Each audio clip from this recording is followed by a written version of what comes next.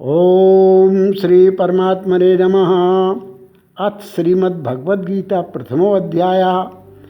धृतराष्ट्रवाच धर्मक्षेत्रे कुरुक्षेत्रे संवेतायुत्सवः मामका पांडवाश्चैव किं कुर्वत संजय। हे संजय, धृतराष्ट्र बोले, हे संजय, धर्मभूमि कुरुक्षेत्र में इकट्ठे हुए युद्ध की इच्छा वाले मेरे और पांडु के पुत्रों ने क्या किया। संजय वाच दृष्ट्वा तु पांडवानीकं व्यूढ़ं दुर्योधनस्तदा आचार्यमुपसंगम्य राजा वचनमब्रवीत। इस पर संजय बोले, उस समय राजा दुर्योधन ने व्यूह रचना युक्त पांडवों की सेना को देखकर और द्रोणाचार्य के पास जाकर यह वचन कहा। पश्यैतां पांडुपुत्राणां आचार्य मैतीं च मूं व्यूढ़ां द्रुपदपुत्रेण तव शिष्येण धीमिता। हे आचार्य, आपके बुद्धिमान शिष्य द्रुपदपुत्र धृष्टद्युम्न द्वारा व्यूहाकार खड़ी की हुई पांडवों पुत्रों की इस बड़ी भारी सेना को देखिए। अत्र शूरा महेश्वासा भीमार्जुन समायुधि युधानो विराटश्च द्रुपदश्च महारथा। इस सेना में बड़े बड़े धनुषों वाले युद्ध में भीम और अर्जुन के समान बहुत से सूरवीर हैं, जैसे सात्यकी और विराट तथा महारथी राजा द्रुपद। धृष्टकेतुश्चेकितानः काशीराजश्च वीर्यवान् पुरजित कुंतीभोजश्च शैब्यश्च नरपुंगवः।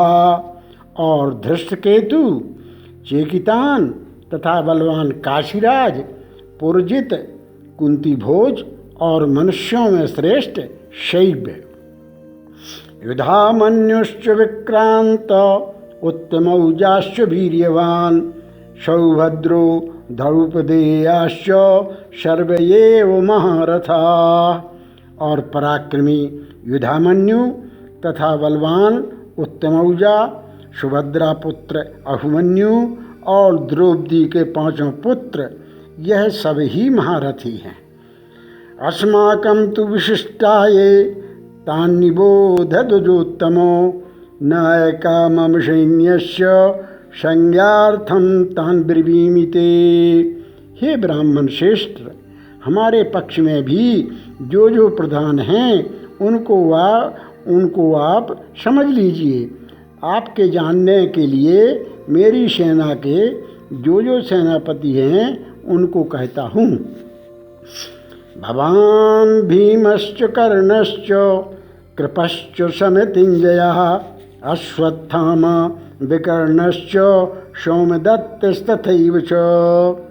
एक तो स्वयं आप और पितामह भीष्म तथा कर्ण और संग्राम विजयी कृपाचार्य तथा वैसे ही अश्वत्थामा, विकर्ण और सोमदत्त का पुत्र भूरिश्रवा। अन्ये च बहुवाशूरा मदर्थे त्यक्तजीविता नाना शस्त्र प्रहरणा सर्वे युद्ध विशारदा। तथा और भी बहुत से शूरवीर अनेक प्रकार के शस्त्र अस्त्रों से युक्त, मेरे लिए जीवन की आशा को त्यागने वाले सबके सब युद्ध में चतुर हैं। अपर्याप्तं तदस्माकं बलं भीष्माभिरक्षितं पर्याप्तं त्वदमेतेषां बलं भीमाभिरक्षितं। और भीष्म पितामह द्वारा रक्षित हमारी वह सेना सब प्रकार से अजेय है और भीम द्वारा रक्षित इन लोगों की यह सेना जीतने में सुगम है। दुर्योधन पांडवों की सेना के महारथियों को हीन बताते हुए अहंकार बस अपनी सेना के महारथियों को श्रेष्ठ बतला रहा है। अहंकार अति दुखद डमरुआ, दम्भ कपट मद मान नेहरूआ। अहंकारी मूर्ख होता है, बारंबार अपने पिता को आत्महत्या का भय दिखाता है। महत्वाकांक्षा के कारण धृतराष्ट्र उसकी हाँ में हाँ कहते रहते हैं। कहा गया है, सर्वम औषधि अस्ति शास्त्र विहितम मूर्खस्य नास्त्यौषधम। शास्त्रों में सबकी औषधि है, परंतु मूर्ख की कोई औषधि नहीं है। आगे कहते हैं, अयनेषु च सर्वेषु यथा भाग्यमवस्थिता भीष्ममेवाभिरक्षन्तु भवन्तः सर्व एव ही। इसलिए सब मोर्चों पर अपनी अपनी जगह स्थित रहते हुए आप लोग सबके सब ही निस्संदेह भीष्म पितामह की ही सब ओर से रक्षा करें। तस्य संजनयन् हर्षं कुरु वृद्धा पितामह सिंहनादं विनद्योच्चै शंखं दद्मौ प्रतापवान।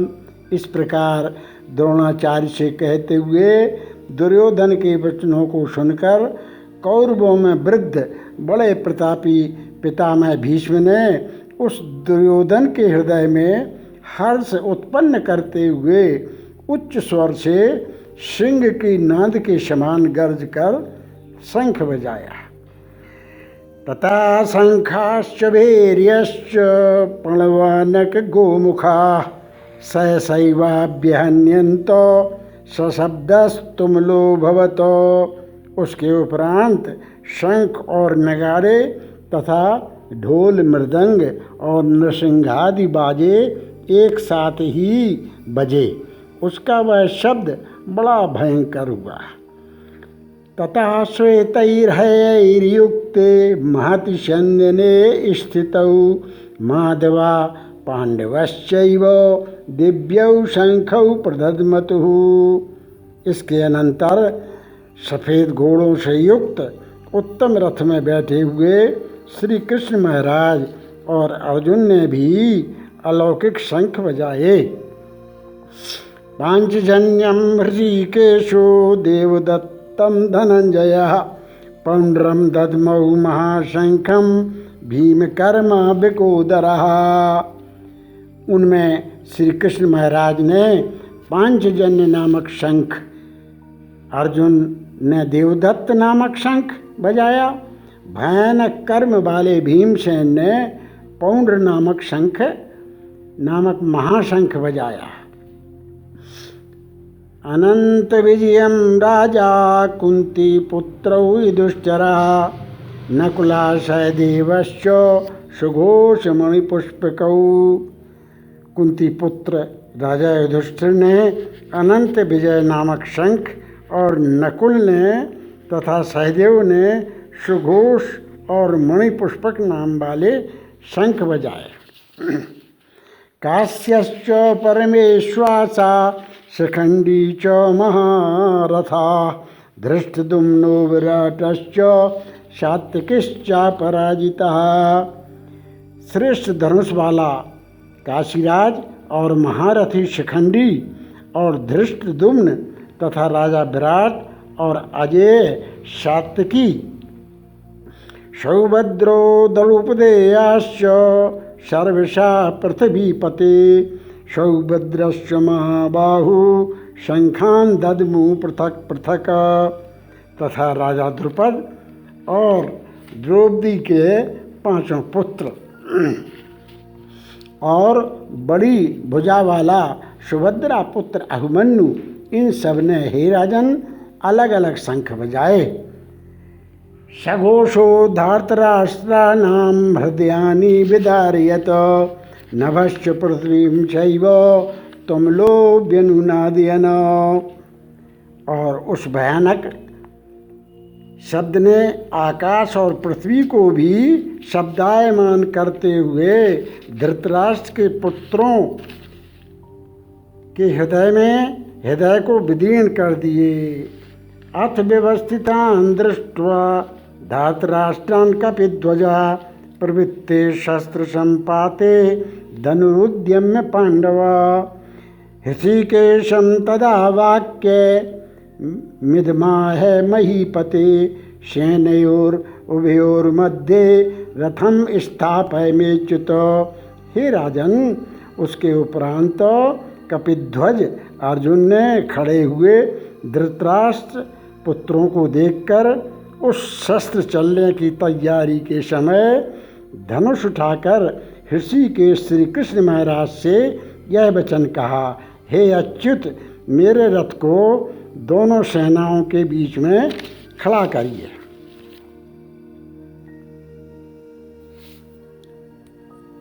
यावदेतान् निरीक्षेऽहं योद्धुकामान् अवस्थितान् कैर्मया सयोद्धव्यमस्मिन् रणसमुद्यमे। जब तक मैं इन स्थित हुए युद्ध की कामना वालों को अच्छी प्रकार देख लूं कि इस युद्ध रूप व्यापार में मुझे किन किन के साथ युद्ध करना योग्य है। या योत्समानान् वेक्षेऽहं या एतेऽत्र समागता धार्तराष्ट्रस्य दुर्बुद्धिर्युद्धे प्रियचिकीर्षवः। और दुर्बुद्धि दुर्योधन का युद्ध में कल्याण चाहने वाले जो ये राजा लोग इस सेना में आए हैं, उन युद्ध करने वालों को मैं देखूंगा। पांचजन्य शंख समुद्र मंथन में 14 रत्नों के साथ निकला, लेकिन एक दैत्य ने शंख चुरा लिया और उसमें सो गया।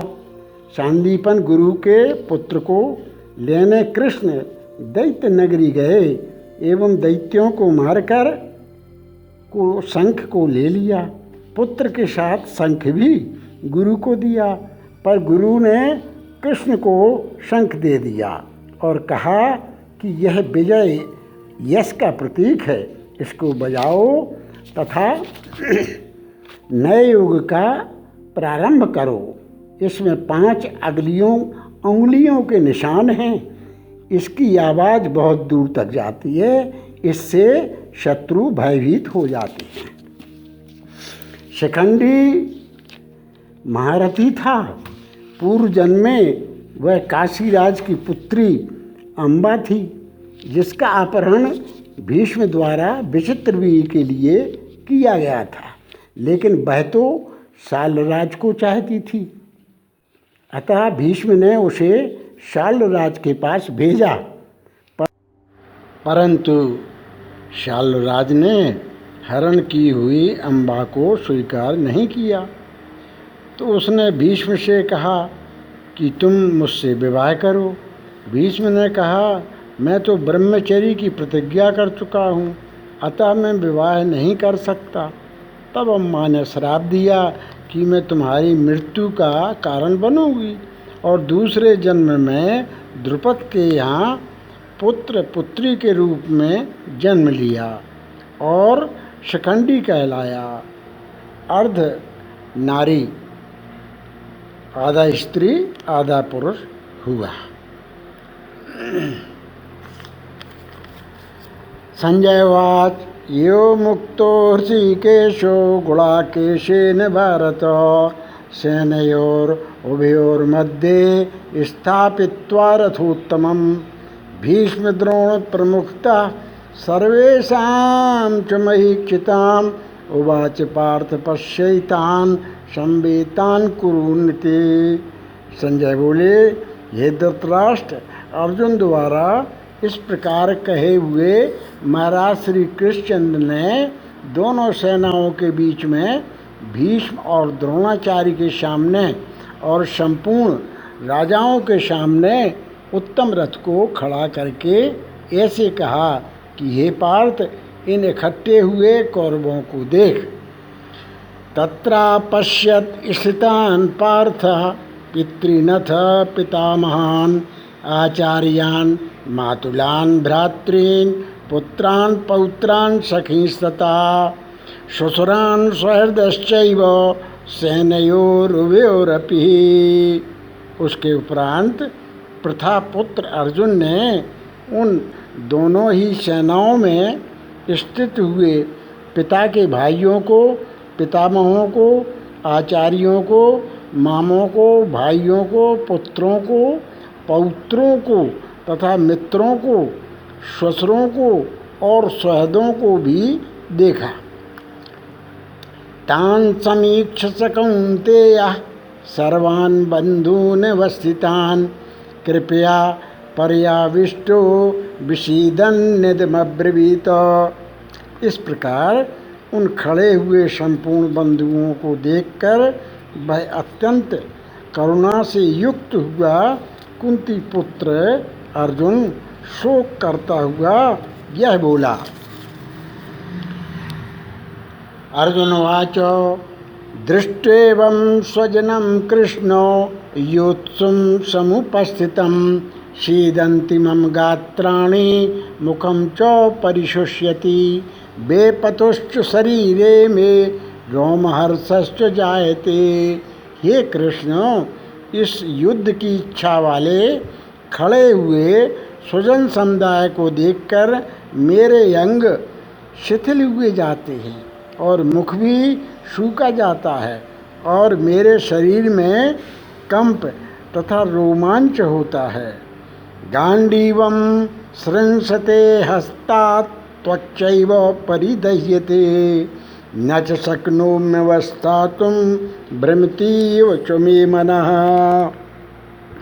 तथा हाथ से गांडीव धनुष गिरता है और त्वचा भी बहुत जलती है तथा मेरा मन भ्रमित सा हो रहा है, इसलिए मैं खड़ा रहने को भी समर्थ नहीं हूँ। निमित्तानि च पश्यामि विपरीतानि केशव न च श्रेयोनुपश्यामि हत्वा स्वजनमायवे। और हे केशव, लक्षणों को भी विपरीत ही देखता हूँ तथा युद्ध में अपने कुल को मारकर कल्याण भी नहीं देखता। न कांक्षे विजयं कृष्णो न च राज्यं सुखानि च किन्नु राज्येन गोविंदो किं भोगैर्जीवितेन वा। और हे कृष्ण, मैं विजय को नहीं चाहता और राज्य तथा सुख को भी नहीं चाहता।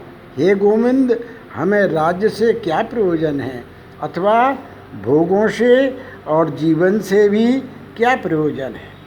येषाम् अर्थे कांक्षितं नो राज्यं भोगा सुखानि च तायमेव स्थिता युद्धे प्राणान् त्यक्त्वा धनानि च। क्योंकि हमें जिनके लिए राज्य भोग और सुखादिक इच्छित हैं, वे ही यह सब धन और जीवन की आशा को त्याग कर युद्ध में खड़े हैं। आचार्या पितरा पुत्रास्तथैव च पितामहा मातुला स्वशिरा पुत्रा श्याला संबंधिनस्तथा। जो कि गुरुजन, ताऊ, चाचे, लड़के और वैसे ही दादा, मामा, ससुर, पोते, शाले तथा और भी संबंधी लोग एतान्न हन्तुमिच्छामि घ्नतोऽपि मधुसूदन अपि त्रैलोक्यराज्यस्य हेतो किन्नु मही कृते। इसलिए हे मधुसूदन, मुझे मारने पर भी अथवा 3 लोकों के राज्य के लिए भी मैं इन सबको मारना नहीं चाहता। फिर पृथ्वी के लिए तो कहना ही क्या है। हत्यधार्तराष्ट्रान्न का प्रीति स्याज्जनार्दन पापमेवाश्रेयदस्मान् हत्वैतानाथ ताइनः। हे जनार्दन, धृतराष्ट्र के पुत्रों को मारकर भी हमें क्या प्रसन्नता होगी। इन आताताइयों को मारकर तो हमें पाप ही लगेगा। तस्मान्नारहा वयं हन्तुं धार्तराष्ट्रान् स्वबान्धवान् स्वजनामि कथं हत्वा सुखिना स्याम माधव। इससे हे माधव, अपने बांधव धृतराष्ट्र के पुत्रों को मारने के लिए हम योग्य नहीं हैं, क्योंकि अपने कुटुंब को मारकर हम कैसे सुखी होंगे। यद्यप्येते न पश्यन्ति लोभोपहत चेतसा कुलक्षय कृतं दोषम मित्रदोहे च पातकम। यद्यपि लोगों से भ्रष्ट हुए चित्त हुए यह लोग कुल के नाशकृत दोष को और मित्रों के साथ विरोध करने में पाप को नहीं देखते। कथं न गेयमस्माभिः पापादस्मान् निवर्तितुं कुलक्षय कृतं दोषं प्रपश्यद्भिर्जनार्दन। परंतु हे जनार्दन, कुल के नाश करने से होते हुए दोष को जानने वाले हम लोगों को इस पाप से हटने के लिए क्यों नहीं विचार करना चाहिए। कुलक्षये प्रणश्यन्ति कुलधर्म सनातना धर्मे नष्टे कुलम कृष्णो अधर्मो भी भवत्युत। क्योंकि कुल के नाश होने से सनातन कुल धर्म नष्ट हो जाते हैं। धर्म के नाश होने से संपूर्ण कुल को पाप भी बहुत दबा लेता है। अधर्माभिभवात् कृष्ण प्रदुष्यन्ति कुल स्त्रिया स्त्रीषु दुष्टाशु वार्ष्णेय जायते वर्णशंकरः। तथा हे कृष्ण, पाप के अधिक बढ़ जाने से कुल की स्त्रियां दूषित हो जाती हैं और वार्ष्णेय स्त्रियों के दूषित होने पर वर्णशंकर उत्पन्न होते हैं। हे वार्ष्णेय, और शंकरो नरकायैव कुलग्नानां कुलस्य च पतन्ति पितरो हेषां लुप्तपिंडो दक्रिया। और वह वर्णशंकर कुलघातियों को और कुल को नरक में ले जाने के लिए ही होता है। लोप हुई पिंड और जल की क्रिया वाले इनके पितर लोग भी गिर जाते हैं। दोषैरेतै कुलग्नानां वर्णशंकर कारकै उत्साद्यन्ते जाति धर्मा कुल धर्माश्च शाश्वता। और इन वर्णशंकर कारक दोषों से कुल घातियों के सनातन कुल धर्म और जाति धर्म नष्ट हो जाते हैं। उत्सन्न कुल धर्माणां मनुष्याणां जनार्दनो नरके नीतं वासो भवतीत्यनुशुश्रमो। तथा हे जनार्दन, नष्ट हुए कुल धर्म वाले मनुष्यों का अनंत काल तक नरक में वास होता है, ऐसा हमने सुना है। अहो बत महत् पापम कर्तुम विवशिता वयम यद्राज्य सुख लोभेन हंतुम स्वजन मुद्यता। अहो, शोक है कि हम लोग बुद्धिमान होकर भी महान पाप करने को तैयार हुए हैं, जो कि राज्य और सुख के लोभ से अपने कुल को मारने के लिए उद्यत हुए हैं। यदि मां प्रतीकार मशस्त्रम शस्त्रपाणयः धातराष्ट्रा रणे हन्योस तन्मे छेवितरम भवेत। यदि मुझ शस्त्र रहित न सामना करने वाले को शस्त्रधारी धृतराष्ट्र के पुत्र रण में मारें, तो वह मारना भी मेरे लिए अति कल्याणकारक होगा। संजयवाच एवं मुक्त्वा अर्जुनः शंखे रथोपस्थे उपाविशत विसृज्य सशरं चापम शोक संविघ्न मानसः। संजय बोला कि हे राजन, रणभूमि में शोक से उद्विग्न मन वाला अर्जुन इस प्रकार कहकर बाण सहित धनुष को त्याग कर रथ के पिछले भाग में बैठ गया। ओम तत्सदिति श्रीमद्भगवद्गीतासु उपनिषत्सु ब्रह्म विद्यायां योग शास्त्रे श्री कृष्णार्जुन संवादे विषाद योगो नाम प्रथमो अध्यायः। अर्जुन का विषाद मोह के कारण हुआ।